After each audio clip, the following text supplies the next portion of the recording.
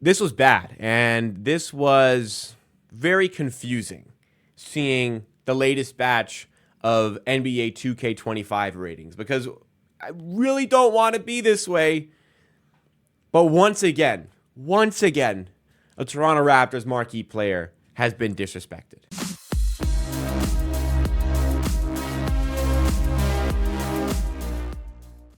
The Amateur Hour Production Network is dedicated to Toronto Raptors content. We do videos and we also do live streams, which go long on the main channel. So, to make it easier for you guys to watch and to digest, we have the Amateur Hour Clips channel. We're going to take the best highlights and segments from those live streams on Amateur Hour Sports and put them right here for you to enjoy. So, if you like what you see along the way, make sure you do hit that like button and also subscribe to the channel as well. With so much consistent content coming out as well as post-game shows during the season, you're not going to want to miss out. I hate to pull the bias, like Raptors bias card or anything, or the anti-Raptor bias rather, from companies like 2K25, but like on a year-to-year basis, it is so baffling how some of these ratings and numbers come to fruition. And again, it doesn't really matter in the grand scheme of things, like in life. This is a video game, right? It doesn't matter, but it does matter.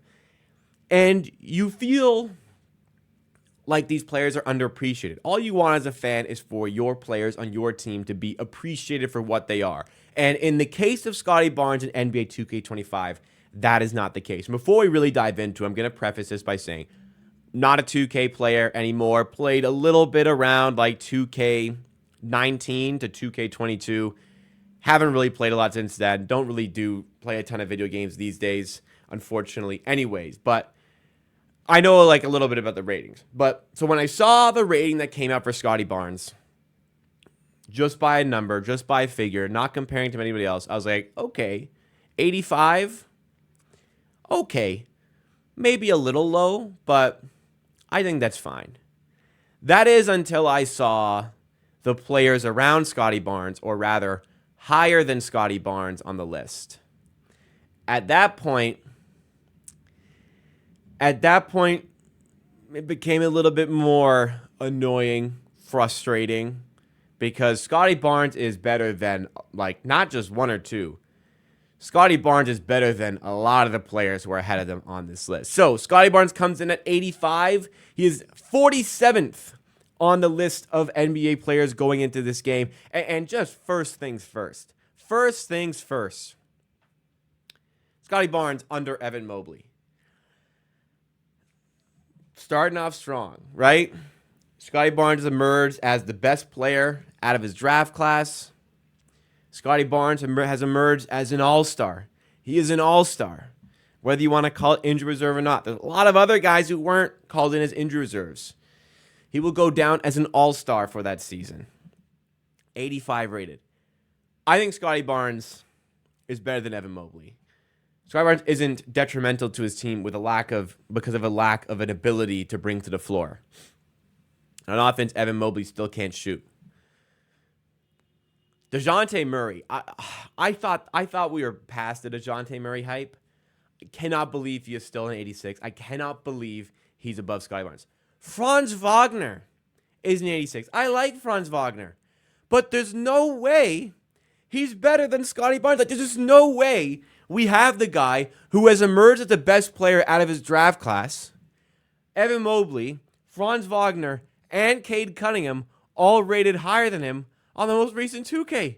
It's just unbelievable. It's just unbelievable. I'm not even going to go as far and say I'm convinced Jamal Murray is better than Scottie Barnes. DeMar DeRozan coming off this season he had. Chet Holmgren going into his second season of playing is already an 87. And I think at that point, I can be comfortable here with some of the ratings. But to go all the way down here to see where Scottie Barnes is and the company that he has, Scottie Barnes is way better than Bradley Beal in 2024. Way better than Chris Middleton. Gilbert is kind of low, going to be honest. OG getting some respect. I like that. Barnes is way better than Jalen Green. He's an 84. That's insanity. Just these are good players, but they are not in the category of Scottie Barnes in terms of level of talent. So 85 to me seemed okay. But man, to see the players above him or even just under them is just flat out ridiculous, flat out disrespectful. 20 points per game, 19.9 points per game, 8 rebounds, 6 assists, over a steal, 1.5 blocks per game. One of 3 players in the entire National Basketball Association to average 15, 5, 5, 1, and 1. But the only player to average these numbers. And you're not even really cherry picking here. You're really not. Like, we're talking about 15, 5, and 5. Like, how about basically 20, 8, and 6? Only Giannis and Embiid were 15, 5, 5, and 1 and 1 this season. And Scottie Barnes, 47th in the NBA 2K ratings, ranked as an 85 overall. It's not about the 85 overall for me. It really isn't. Obviously, like I said, I was okay with the 85 when I first saw it. I thought it could have been higher, but I was mostly okay with it.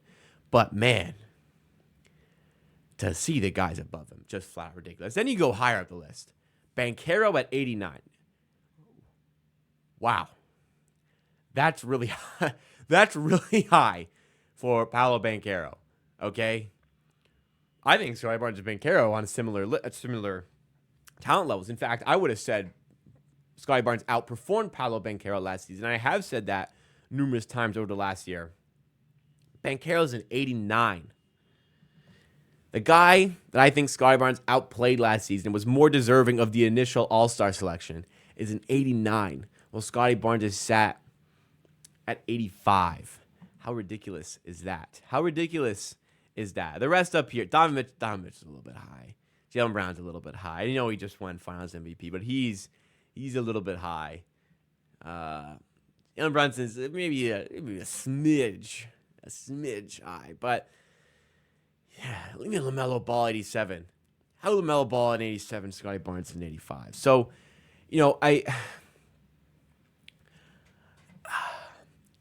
I don't want to play there's an anti-Raptor bias. But if you want me to further strengthen that case around that bias, anti-bias,